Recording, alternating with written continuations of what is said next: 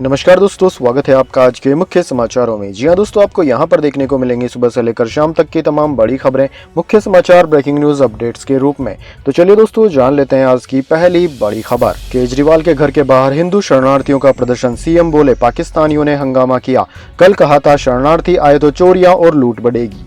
जी हां दोस्तों, दिल्ली के मुख्यमंत्री अरविंद केजरीवाल ने गुरुवार को कहा कि आज कुछ पाकिस्तानियों ने मेरे घर के सामने प्रदर्शन और हुड़दंग की। दिल्ली पुलिस ने उन्हें पूरा सम्मान और संरक्षण दिया और भाजपा ने समर्थन किया। दरअसल दोस्तों, अरविंद केजरीवाल के सीएए पर दिए गए बयान से हिंदू शरणार्थी खफा है। उन्होंने सुबह 11 बजे उनके आवास के सामने विरोध प्रदर्शन किया। इसमें महिलाएं और बच्चों ने भी नारे लगाए। सभी प्रदर्शनकारियों को पुलिस ने बैरिकेडिंग कर उनके आवास से पहले ही रोक रखा था। शाम को सीएम केजरीवाल ने फिर वही लाइन दोहराई और एक्स पर एक पोस्ट किया।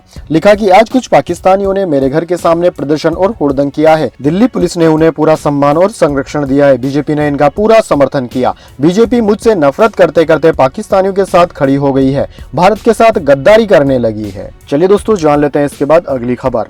पूर्व सीएम कैप्टन अमरिंदर सिंह की पत्नी कांग्रेस छोड़कर बीजेपी में शामिल हुई, पटियाले से मिल सकता है टिकट। जी हां दोस्तों, लोकसभा चुनाव होने में कुछ ही दिन बचे हैं। बीजेपी जहां अपने कुनबे एनडीए को बड़ा और मजबूत करने में जुटी है, वहीं दूसरी ओर कांग्रेस में एक के बाद एक झटके लग रहे हैं। कांग्रेस नेताओं के पार्टी छोड़ने की शुरुआत महाराष्ट्र से हुई। यह सिलसिला दूसरे राज्यों में भी शुरू हो गया। अब पंजाब के पूर्व सीएम कैप्टन अमरिंदर सिंह की पत्नी और पटियाला से 4 बार कांग्रेस के टिकट पर लोकसभा चुनाव जीतने वाली परनीत कौर बीजेपी में शामिल हो गई है। परनीत कौर पिछले 25 साल से पटियाला लोकसभा सीट से चुनाव लड़ती रही है। ऐसे में बीजेपी उन्हें पटियाला सीट से चुनाव मैदान में उतार सकती है। परनीत कौर की उम्र 79 साल है।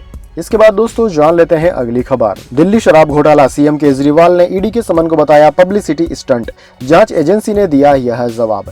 जी हां दोस्तों, राविज एवेन्यू कोर्ट ने गुरुवार को मजिस्ट्रेट कोर्ट के समन के खिलाफ सीएम अरविंद केजरीवाल द्वारा दायर चुनौती पर सुनवाई एक दिन के लिए स्थगित कर दी है। अदालत ने आज केजरीवाल के वकील और ईडी के वकील दोनों को विस्तार से सुना और कहा कि कल भी सुनवाई जारी रहेगी।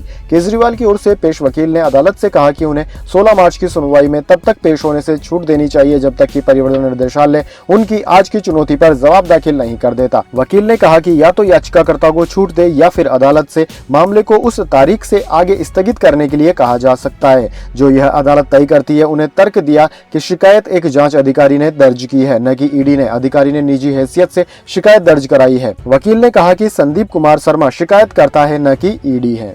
इसके बाद दोस्तों, जान लेते हैं अगली खबर। सुप्रीम कोर्ट बोला लिख कर दें, शरद का फोटो इस्तेमाल नहीं करेंगे। अजीत पवार गुट से कहा अब आप अलग पार्टी हैं, अपनी पहचान भी बनाइए।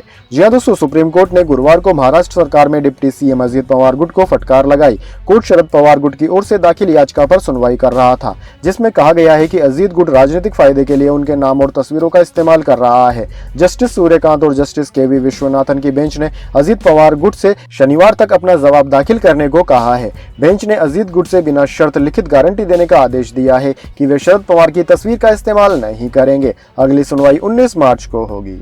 इसके बाद दोस्तों, जान लेते हैं अगली खबर। एक देश एक चुनाव के खिलाफ 4 राष्ट्रीय पार्टियां, हाईकोर्ट के 3 पूर्व जस्टिस कमेटी को गिनाई यह वजह है। जी हां दोस्तों, वन नेशन वन इलेक्शन को लेकर पूर्व राष्ट्रपति रामनाथ कोविंद की अध्यक्षता में हाई लेवल कमेटी ने अपनी रिपोर्ट राष्ट्रपति द्रौपदी मुर्मू को सौंप दी है। एक और सुप्रीम कोर्ट के सभी 4 मुख्य न्यायाधीश यानी कि जस्टिस दीपक मिश्रा, जस्टिस रंजन गोगोई, जस्टिस शरद अरविंद बोबड़े और जस्टिस यूयू ललित से परामर्श करने वाले पैनल ने लिखकर प्रतिक्रियाएं दी है, जिनमें से सभी एक साथ चुनाव कराने के पक्ष में दिखे। तो वहीं हाईकोर्ट के 3 पूर्व जस्टिस और एक पूर्व राज्य चुनाव आयुक्त ने एक राष्ट्र एक चुनाव के विचार पर आपत्ति जताई। एक राष्ट्र एक चुनाव पर कमेटी ने 62 पार्टियों से संपर्क किया था, जिनमें से 47 ने जवाब दिया, जिनमें 32 पार्टियों ने एक साथ चुनाव कराने का समर्थन किया, जबकि 15 पार्टियों ने इसका विरोध किया और 15 पार्टियों ने इसका जवाब नहीं दिया। इसके बाद दोस्तों, जान लेते हैं अगली खबर। प्रधानमंत्री स्वनिधि योजना, 1 लाख स्ट्रीट वेंडर्स को लोन मिला। मोदी बोले आपके बिना जिंदगी मुश्किल। दिल्ली मेट्रो के 2 नए कॉरिडोर की आधारशिला भी रखी। जी हां दोस्तों, प्रधानमंत्री गुरुवार 14 मार्च को दिल्ली के जवाहरलाल नेहरू स्टेडियम पहुंचे। उन्होंने दिल्ली के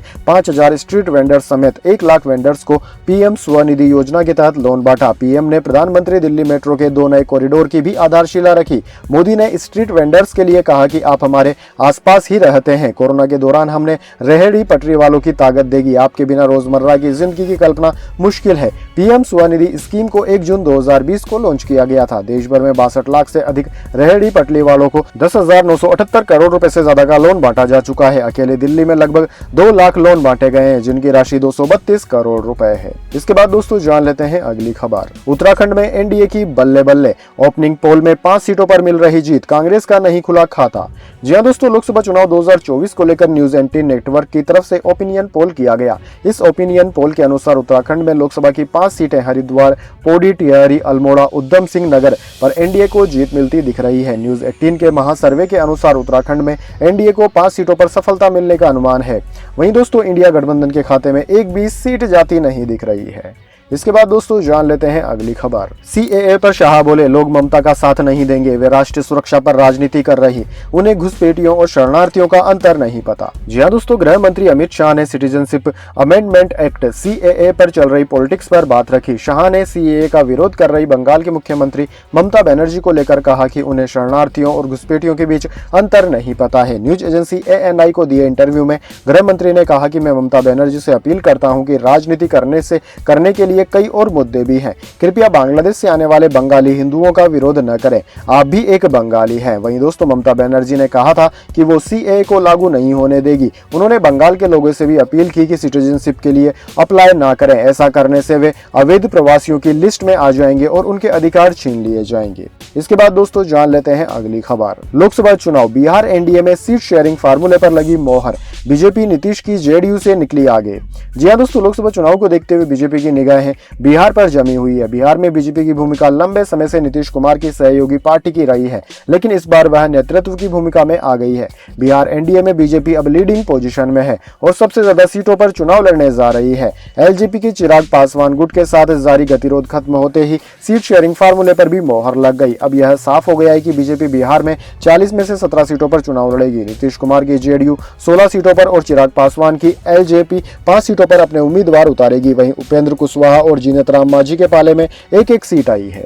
इसके बाद दोस्तों जान लेते हैं अगली खबर। तमिलनाडु के मंत्री ने प्रधानमंत्री को मारने की धमकी दी, बोले मंत्री नहीं होता तो उसके टुकड़े टुकड़े कर देता। दिल्ली में एफआईआर दर्ज। जी हां दोस्तों, तमिलनाडु के मंत्री टीएम अनबरसन का एक वीडियो वायरल हो रहा है। इसमें वह पीएम के खिलाफ विवादित बयान दे रहे हैं, जिसमें वो कह रहे हैं कि मैंने अभी शांति रखी हुई है क्योंकि मैं एक मंत्री हूं, मैं मंत्री न होता तो उनके टुकड़े कर देता। उनका यह बयान पिछले हफ्ते का बताया जा रहा है। अनबरसन के खिलाफ सुप्रीम कोर्ट के एक वकील ने संसद मार्ग पुलिस स्टेशन में केस भी दर्ज कराया है। टीएम अनबरसन तमिलनाडु में एमके स्टालिन की अगुवाई वाली डीएमके कांग्रेस गठबंधन सरकार में ग्रामीण उद्योग मंत्री हैं। दोस्तों वायरल वीडियो में मंत्री कह रहे हैं कि हमारे कई प्रधानमंत्री हुए, कोई ऐसे नहीं बोलता था, मोदी हमें मिटाने की बात करता है, लेकिन मैं एक बात याद दिलाता हूं कि डीएमके कोई सामान्य संगठन नहीं है, यह कई बलिदानों और बहुत खून बहाने के बाद बना है। इसके बाद दोस्तों जान लेते हैं अगली खबर। महाराष्ट्र पॉलिटिक्स, महाराष्ट्र में अजित पवार और राज ठाकरे को बड़ा झटका, इन नेताओं ने थामा शरद गुट का दामन। जी हां दोस्तों, पुणे में नीलेश लंके और वसंत मोरे ने शरद पवार की एनसीपी को ज्वाइन कर लिया है। शरद पवार की मौजूदगी में दोनों नेताओं ने पार्टी में प्रवेश किया। दोनों नेता पुणे शहर के बड़े नामों में से एक हैं। नीलेश लंके मौजूदा समय में विधायक हैं और अजीत गुट को छोड़े शरद पवार के साथ आ गए हैं। वसंत मोरे ने हाल ही में राज ठाकरे की पार्टी MNS को अलविदा कहा है। वहीं दोस्तों फायर ब्रांड नेता वसंत मोरे मंगलवार को महाराष्ट्र नवनिर्माण सेना मनसे के अध्यक्ष राज ठाकरे की तस्वीर के सामने झुके और फिर हाथ जोड़कर प्रणाम किया और पार्टी छोड़ दी। वसंत मोरे ने एक सोशल मीडिया पोस्ट में पार्टी नेतृत्व और कार्यकर्ताओं को चौंकाते हुए कहा कि यह मेरा जय महाराष्ट्र है। इसके बाद दोस्तों जान लेते हैं अगली खबर। अश्लील कंटेंट दिखाने वाले 18 OTT प्लेटफॉर्म्स हुए बैन। सरकार ने 19 वेबसाइट, 10 ऐप और 57 सोशल मीडिया हैंडल्स भी ब्लॉक किए। जी हां दोस्तों, केंद्र सरकार ने गुरुवार को अश्लील कंटेंट प्रसारित करने वाले 18 OTT प्लेटफॉर्म पर बैन लगा दिया है। इसके साथ 19 वेबसाइट्स, 10 ऐप और 57 सोशल मीडिया हैंडल्स भी ब्लॉक कर दिए गए हैं। ये ऐप OTT प्लेटफॉर्म और सोशल मीडिया प्लेटफॉर्म एंटरटेनमेंट के नाम पर अश्लील और आपत्तिजनक वीडियो पेश कर रहे थे।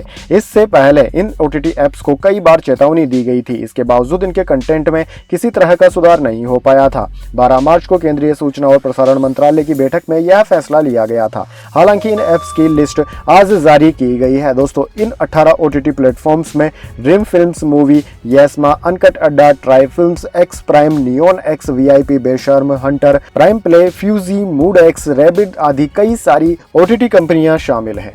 इसके बाद दोस्तों जान लेते हैं अगली खबर। मालदीव को अब तक महंगा पड़ रहा है भारत का विरोध, टूरिस्टों की संख्या में भारी गिरावट, हो रहा तगड़ा नुकसान।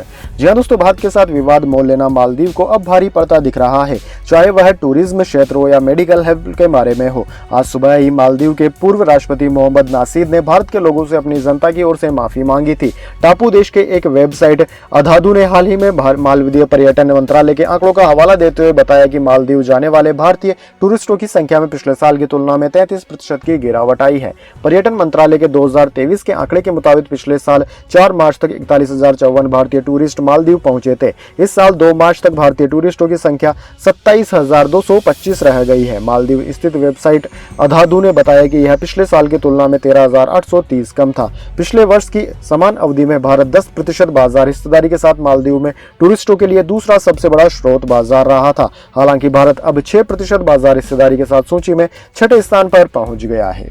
इसके बाद दोस्तों जाने अगली बड़ी खबर, लेकिन उससे पहले मेरी आपसे छोटी सी रिक्वेस्ट है, अगर दोस्तों आपको अभी तक हमारी न्यूज़ पसंद आई है तो इसे एक छोटा सा लाइक जरूर दे दीजिए, और अगर आपको पसंद नहीं आई है तो बेशक आप डिसलाइक भी कर सकते हैं, लेकिन दोस्तों लाइक और डिसलाइक जरूर कीजिए, क्योंकि दोस्तों यही हमारी मेहनत का फल होता है और इसी से हमें पता चलता है कि आपको हमारी वीडियोस पसंद आ रही है या नहीं। तो चलिए दोस्तों जान लेते हैं आज की अगली बड़ी खबर।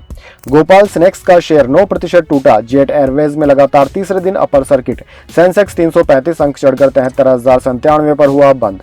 जी हां दोस्तों, शेयर बाजार में 14 मार्च को बढ़त देखने को मिली। सेंसेक्स 335 अंक चढ़कर 73,097 के स्तर पर बंद हुआ। वहीं दोस्तों निफ्टी में भी 148 अंकों की तेजी रही, ये 22,146 के स्तर पर बंद हुआ। सेंसेक्स के 30 शेयरों में से 18 में तेजी और 12 में गिरावट देखने को मिली। वहीं दोस्तों स्मॉल कैप और मिड कैप इंडेक्स में भी आज तेजी रही। स्मॉल कैप इंडेक्स 1265 अंक की तेजी के साथ 41,907 के स्तर पर बंद हुआ। वहीं मिड कैप इंडेक्स में 855 अंक की तेजी रही, ये 38,250 के स्तर पर बंद हुआ।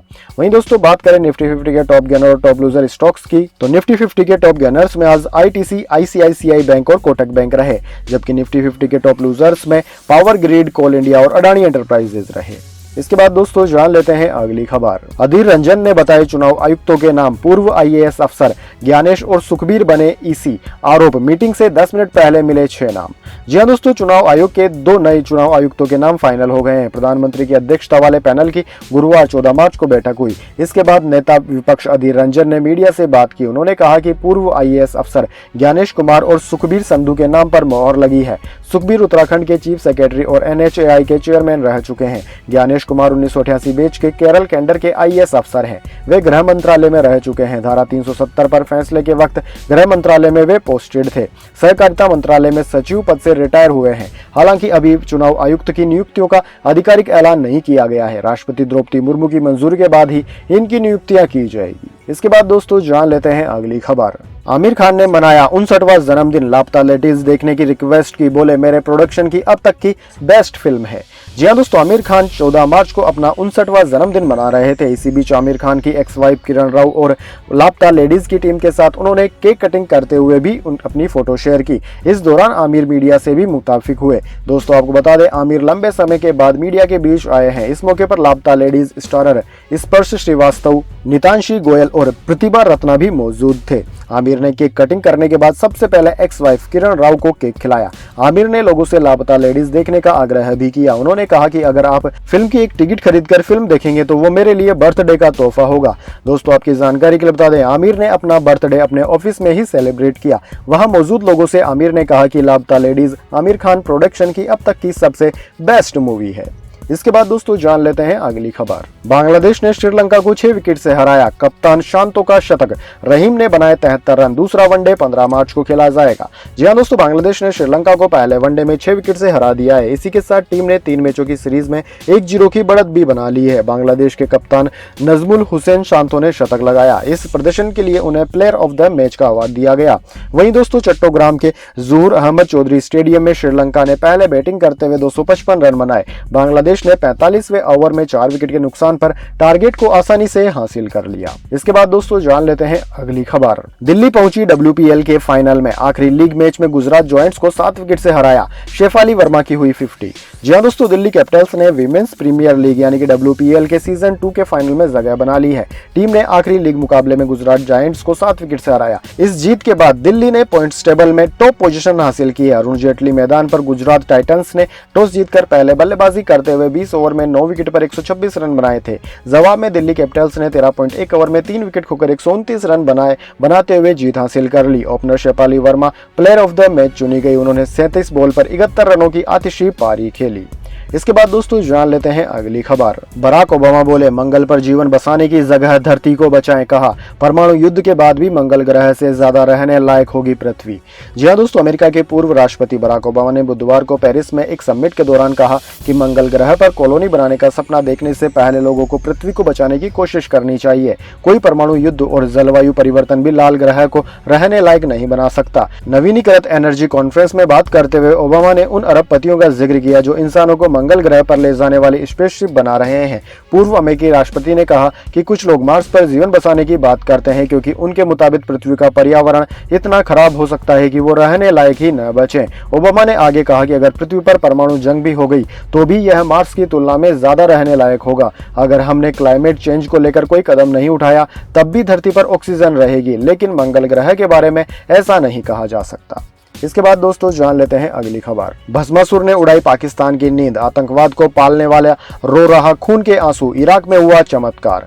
जी हां दोस्तों, ग्लोबल टेररिज्म इंडेक्स 2024 की रिपोर्ट के मुताबिक दुनिया को आतंकवाद से दहलाने वाला पाकिस्तान अब खुद आतंकवाद का शिकार हो गया है और इस बार की लिस्ट में वह 3 अंक बढ़कर चौथे नंबर पर आ गया है, जबकि भारत में आतंकवाद घटा है और भारत 1 अंक घटकर 14वें स्थान पर आ गया है। दुनिया में आतंकवाद के कारण होने वाली मौतें 22% बढ़कर 8,352 हो गई है, जो कि 2017 के बाद से उच्चतम स्तर पर है। दोस्तों, ग्लोबल टेररिज्म इंडेक्स के मुताबिक साल 2023 में आतंकवादी घटनाओं में 22% की कमी हुई, लेकिन आतंकवादी हमले में मारे गए लोगों की औसत संख्या में 56% की वृद्धि हुई, जो पिछले 10 वर्षों में सबसे खराब दर है। रिपोर्ट के मुताबिक साल 2023 में आतंकवादी गतिविधियां कुछ ही देशों में केंद्रित रही। आतंकवाद से संबंधित 87% मौतें कुल 10 देशों में हुई। रिपोर्ट कहती है कि इराक में पिछले दशक का सबसे बड़ा सुधार दर्ज किया गया, जहां 2017 के चरम के बाद से आतंकवाद से होने वाली मौतों में 99% की गिरावट आई और 2023 में यह मौतें कम होकर 69 ही रह गई है। इसके बाद दोस्तों जान लेते हैं अगली खबर।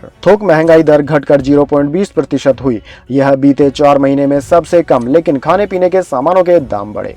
जी हां दोस्तों, भारत की थोक महंगाई फरवरी में कम होकर 0.20% पर आ गई है। जनवरी में ये 0.27% रही थी।